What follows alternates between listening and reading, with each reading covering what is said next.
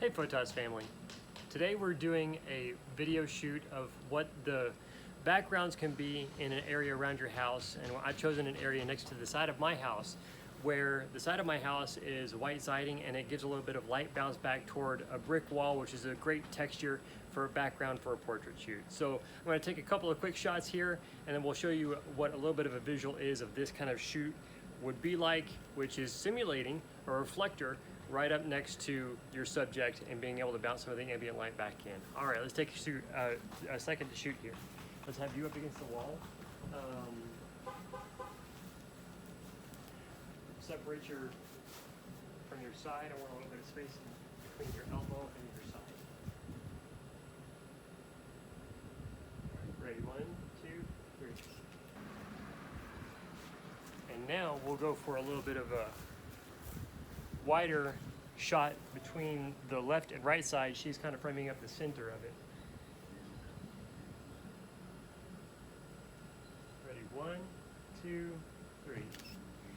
One of the important things of shooting this way and having some extra space on each side is so that the grout lines between the bricks are creating a visual leading line into your subject.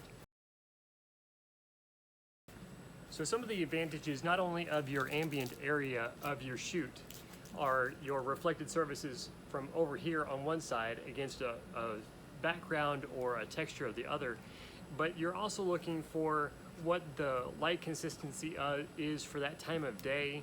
You're looking how harsh that light is reflected from the surface, or if there's any direct light from this area, if there's shade over here, or if there's shade where you're going to be shooting from.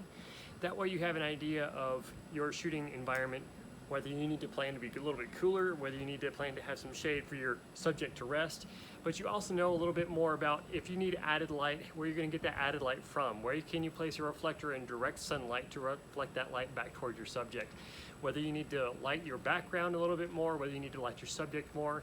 You want to know how to contrast both of those so that you have a good view and nothing distracting of your background away from your subject, or there's nothing causing your subject to squint into the light that's being reflected back to them. For today's challenge, finding another area around your house that is a good setup for the lighting area of the advantage that you have for that specific area.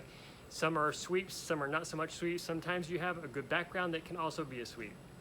Thank you so much. Have a great day, and if you're not yet a subscriber, we'd love to have your subscription.